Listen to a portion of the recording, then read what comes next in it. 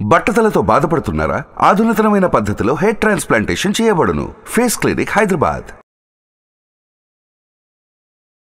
Welcome to Suman TV. నేను మీ వెల్లి చక్రధర్. ఇవాళ మన టాపిక్ వచ్చండి, యాక్చువల్గా ఈ మ్యూచువల్ ఫండ్స్లో మనం ఎస్ఐపీస్ వేస్తున్నాం కదండి. అయితే ఈ ఎస్ఐపీస్ వల్ల మన స్థాయి ఎవరికి మారుతుంది, మన స్థాయి మారటంలో ఏదైనా ఇది సహకరిస్తుందా అని గమనిద్దాం. ఇప్పుడు చూడండి, చాలామంది చెప్పేది ఏంటంటే, ఒక ఫార్ములా అందరికి బాగా తెలుసు, 15 × 15 × 15 = 1 crore అని చెప్తాం.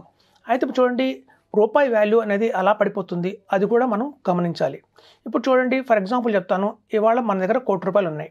సో ఆ ₹1,00,00,000 విలువ ఒక 10 సంవత్సరాల తర్వాత చూస్తే దాని విలువ 50 లక్షలతో సమానం. అదే ఒక 20 సంవత్సరాల తర్వాత ఇవాళ ఉన్న ₹1,00,00,000 విలువ ఎంత అంటే కేవలం 25 lakhs మాత్రమే. సో అంటే 20 years తర్వాత మన దగ్గర 1 crore చేతిలో ఉన్నా కూడా ఆ రోజుకు దాని వాల్యూ ఇవాళ 25 lakhs మన చేతిలో ఎలా ఉంటుందో అదే వాల్యూ ఉంటుంది. ఇప్పుడు అది చాలామంది గమనించరు. మనం ఒక కాయిన్ని చూస్తే రెండు వైపులా చూడాలండి.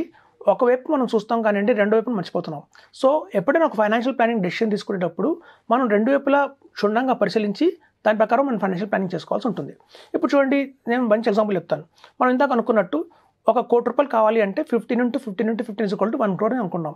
అంటే 15,000 rupees per month, 15% rate of interest చొప్పున కనుక మనం 15 years వేస్తే, అంటే మనం ఎవ్రీ మంత్ వేస్తాం కాబట్టి టోటల్గా నెంబర్ ఆఫ్ మంత్స్ వచ్చి 180 months.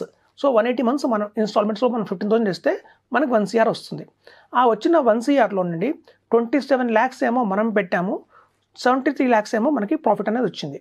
సో ఆ 73 lakhs ప్రాఫిట్లో మనం 10% ట్యాక్స్ కట్టినా కూడా 7 lakhs మనం ట్యాక్స్ తీసేసుకున్నా కూడా 66 lakhs ప్రాఫిట్లో అయితే మనం ఉన్నాం. సో ఈ 7 lakhs ట్యాక్స్ తీసేస్తే ఉన్న 1 crore మనకి 93 lakhs మనకి ఆ రోజు వచ్చినట్టు. సో ఇక్కడి నుంచి 15 years తర్వాత ఆ 93 lakhs వాల్యూ ఎంత అని మనం చూస్తే ఇవాళ దగ్గర 37 lakhsతో సమానం. సో చూడండి, మనం ఇవాళ 37 lakhs మన చేతిలో ఉన్నాయి అంటే ఈవెన్ మనకి ఒక 2 BHK కూడా మనం కొనుక్కోలేము. సో ఇవాళ ఉన్న పరిస్థితి మనం గమనిస్తే ఒక 1 crore ఎస్ఐపి మనం అనుకుంటాం, ఒక ఫ్యూచర్లో మనకు 1 crore వస్తుంది, ఈ ఫ్యూచర్లో మనకు 1 crore వస్తుందని. కానీ ఆ ఫ్యూచర్లో వచ్చే 1 crore ఇవాళ ఈ ప్రైస్తో మనం కంపేర్ చేస్తే అది 37 lakhs మాత్రమే అవుతుంది. సో మన స్థాయి ఏమైనా పెరిగిందా అంటే పెరగలేదు, అంకైతే మారింది, 1 crore వచ్చింది అని చెప్పి. సో కాబట్టి ఏంటంటే, ఫైనాన్షియల్ ప్లానింగ్లో మనం తీసుకోవాల్సింది ఎలా ఉంటుందంటే, మనకి ఆ రోజు ఈవెన్ ఆఫ్టర్ ఒక 20 years తర్వాత నాకు 1 crore కావాలి, ఇవాళ ఉన్నట్టు 1 crore, ఆ రోజున 1 crore కావాలి అంటే ఎంత కావాలి అనేది క్యాలిక్యులేట్ చేయాలి. అలా చేస్తే మనకి దగ్గర 4 crores కావాలి. అంటే చూడండి, మనకి 4 crores కనుక ఆ రోజున మన చేతిలో ఉంటే ఆఫ్టర్ 20 years ఇవాళ 1 crore తో సమానం. ఇవాళ చూడండి, 1 crore మనకి ఇవాళ ఏమొస్తుంది అంటే హైదరాబాద్లో ఒక డబుల్ బెడ్రూమ్ ఫ్లాట్ వస్తుంది. సో ఇవాళ మనం ఒక డబుల్ బెడ్రూమ్ ఫ్లాట్ కొనడానికి 1 crore ఖర్చు పెట్టినట్టు 20 years తర్వాత, ఇక్కడి నుంచి 23 years తర్వాత మనం కొనాలి అంటే ఒక డబుల్ బెడ్రూమ్ ఫ్లాట్, దాని కాస్ట్ ఆ రోజున 4 crores ఉంటుంది. సో అట్లా కాబట్టి మన ఎస్ఐపి ఎప్పుడైనా సరే సిస్టమేటిక్ ఇన్వెస్ట్మెంట్ ప్లాన్లో 15,000 రూపీస్ పర్ మంత్ మనం చేయకూడదండి, ఇంటూ 4 times చేయాలి. So 60,000 rupees per month SIP వేసుకుంటూ వెళ్తే 15 years తర్వాత మనకి 4 crores వస్తుంది. ఆ 4 crores ఆ రోజున ఈక్వల్ టు 1 crore అవుతుంది. సో మనం ఫైనాన్షియల్ ప్లాన్లో చేసే పెద్ద రాంగ్ మిస్టేక్స్ ఏంటంటేనండి, కరెక్ట్గా మనం ప్లాన్ చేసుకోకపోతే అంత కష్టపడి మనం చేసుకున్నా కూడా ఆ రోజు మన స్థాయి ఎలా ఉంటుందంటే మళ్ళీ కాస్ట్ రూపీ వాల్యూ పడిపోవటం వల్ల మళ్ళీ మనం డౌన్గ్రేడ్ అవుతాం. సో కాబట్టి మనం చెప్పేది ఏంటంటే, ఎస్ఐపీస్లో మనకు చిన్న డిసడ్వాంటేజ్ కూడా ఉందండి. మనం ఏం చేస్తున్నామంటే వాల్యూస్ని హైలో కొంటున్నాం. మన దగ్గర ఇది చూడండి, లంసమ్గా పెడితే మనం ఒకవేళ మీకు మంచి ఎగ్జాంపుల్ చెప్తాను.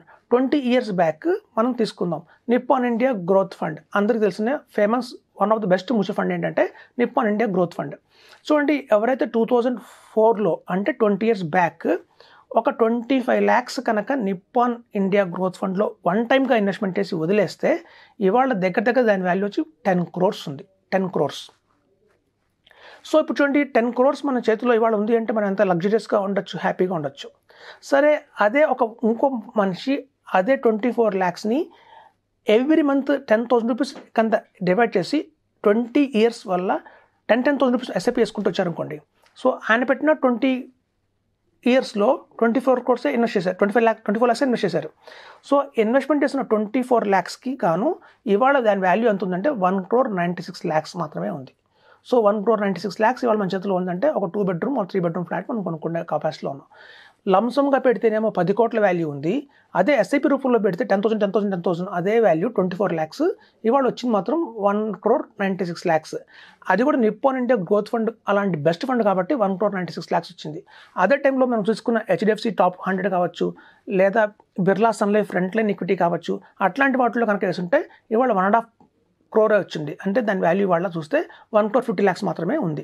సో ఇప్పుడు చూడండి, దీన్ని బట్టి మనకు అర్థమైంది ఏంటంటే లంసమ్గా పెడితేనే ఎక్కువ లాభం ఈక్విటీలో, అంతేగాని ఎస్ఐపిలో వేస్తే వచ్చే లాభం నష్టం ఏంటంటే, మనం చూడండి 2004 అనే ఇయర్ తీసుకుంటే ఆ రోజు సెన్సెక్స్ స్టాక్ మార్కెట్ 6,500లో ఉంది.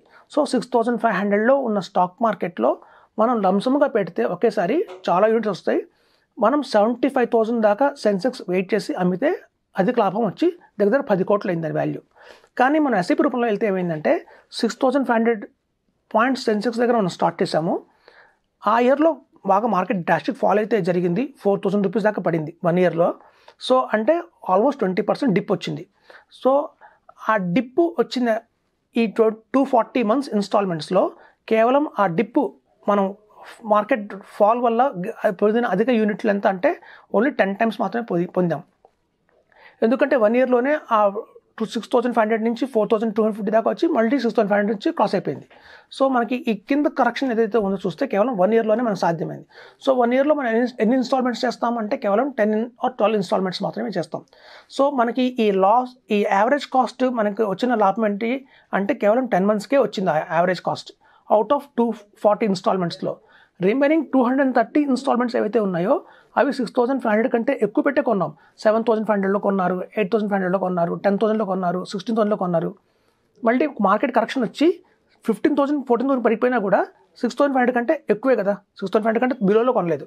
సో కాబట్టి అక్కడి నుంచి మనం కొనుక్కుంటూ ఈవెన్ 50,000 సెన్సెక్స్ మార్కెట్లో కొని 65,000లో కొని ఇవాళ 75,000 దాకా కొనుక్కుంటూ వచ్చాం.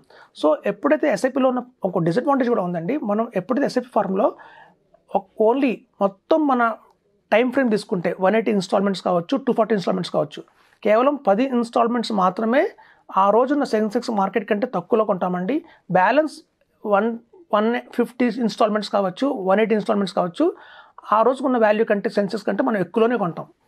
అయితే చాలామంది అనేది ఏంటంటే ఆ రోజు ఎంతమంది దగ్గర 24 lakhs అవైలబిలిటీలో ఉన్నాయి, లంసమ్గా పెడదాం ఓకే, కానీ ఫండ్ కూడా అవైలబిలిటీలో ఉండాలి కదా అంటారు. చూడండి, ఆ రోజు 24 lakhs అంటే ఇవాళ 1 crore సమానం. అంటే ఆ రోజు 24 lakhs పెట్టారు అంటే ఈరోజు 1 crore పెట్టిన సమానం. అంటే చూడండి, వాళ్ళు 1 crore పెట్టారు, కష్టపడి పెట్టారు 1 crore, కానీ ఫలితం ఇవాళ చూడండి 10 crores వచ్చింది, 10 crores. అంటే లాభం కూడా అలాగే ఉంది కదా.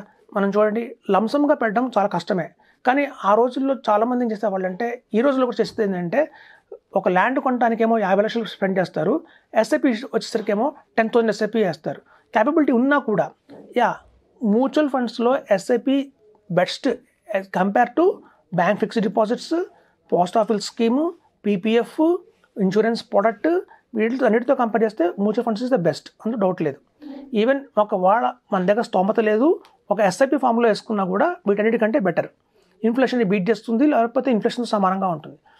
కానీ మన దగ్గర అర్హత ఉండి కూడా, అంటే మన దగ్గర హ్యూజ్ కార్పస్ ఉండి కూడా, మన దగ్గర ఉన్న 50 లక్షలనేమో ల్యాండ్లో పెట్టి మ్యూచువల్ ఫండ్స్లో ఎస్ఐపి ఫామ్లో మాత్రం మనం 5,000 ఎస్ఐపి వేసుకుంటాం, 50,000 ఎస్ఐపి వేసుకుంటాం, ఈవెన్ 1 lakh ఎస్ఐపి వేసుకున్నా కూడా అది మనకైతే క్యాపిటల్ బిల్డ్ చేయదండి, వర్త్ అయితే కాదు. చూడండి, ల్యాండ్స్లో పెట్టేలాగా 50 లక్షలు, ₹1 కోటి కనుక మీరు ఈక్విటీలో పెడితే గణనీయంగా మీకు ప్రాఫిట్స్ అయితే వస్తాయి. 3-4 generations కూర్చొని తినేంత ప్రాఫిట్ అయితే మనం మేక్ చేసుకోవచ్చు. అంత స్కోప్ మనకి మ్యూచువల్ ఫండ్స్లో కానీ పిఎంఎస్లో కానీ ఉంది. వెరాస్ మనం చేస్తున్న పెద్ద పొరపాటు ఏంటంటే, ల్యాండ్స్లోనేమో ఎకరాలు కొంటున్నాము, మంచి ప్రోడక్ట్ ఉన్న ఈక్విటీలోనే మాత్రం ఎస్ఐపి ద్వారా కేవలం 1 lakh, 2 lakhs, 5,000, 50,000 అలా వేస్తున్నాం. సో నేను చెప్పేది ఏంటంటే, కెపాసిటీ ఉన్న మేరకు మాత్రం మీరు లంసమ్గా పెట్టండి. చాలామంది చేస్తున్న చెన్నైలో ఏంటంటే మోర్టగేజ్ లోన్స్ తీసుకుంటున్నారు, అంటే హోమ్ మీద లోన్ తీసుకొని కూడా ఈక్విటీలో ఇన్వెస్ట్మెంట్ చేస్తున్నారు. ఎందుకు అంటే ఇక్కడి నుంచి రాబోయే 2040 తీసుకున్నా కూడా సెన్సెక్స్ అనేది 4 lakhs టచ్ అవుతుంది అంటున్నారు. బై 2030కి సెన్సెక్స్ 1,50,000 టచ్ అవుతుంది అంటున్నారు. ఇప్పుడు మీరు 75,000 లెవెల్లో లంసమ్గా పెట్టి వదిలేస్తే అదే తర్వాత మీరు ఎస్ఐపి చేశారా చేయలేదా అనేది కాకుండా లంసమ్గా పాసిబిలిటీని ఒకటి పెట్టేస్తే ఈ లంసమ్ అమౌంట్ ఎప్పుడైతే సెన్సెక్స్ 1,50,000 టచ్ అవుతుందో బై 2030కి అక్కడి నుంచి 2040కి మనం అనుకుంటున్నట్టు 4 lakhs టచ్ అవుతుందో మీకు చాలా హ్యూజ్ కార్పస్ బిల్డ్ అవుతుందండి. అంతేగాని ఎస్ఐపి ఫామ్లో మీరు వెళ్ళకండి. ఓన్లీ కెపాసిటీ లేని వాళ్ళు మాత్రమే, బేర్ చేయలేని వాళ్ళు మాత్రమే ఎస్ఐపిలో వెళ్ళండి. అదర్వైజ్ లంసంగా కూడా ఇన్వెస్ట్మెంట్ చేయండి. దానికి బెస్ట్ ఆప్షన్స్ మ్యూచువల్ ఫండ్స్లో లంసంగా పెట్టండి, లేదా పిఎంఎస్లో లంసంగా పెట్టండి. పిఎంఎస్కి మ్యూచువల్ ఫండ్స్కి ఉన్న డిఫరెన్స్ ఏంటి అనేది కూలంకుషంగా మనం నెక్స్ట్ ఎపిసోడ్లో చర్చిద్దాం, మీకే తెలుస్తుంది. Thank you. సుమన్ టీవీలో మీ పర్సనల్ అండ్ బిజినెస్ ప్రమోషన్స్ కోసం కింది నెంబర్కి కాంటాక్ట్ చేయండి.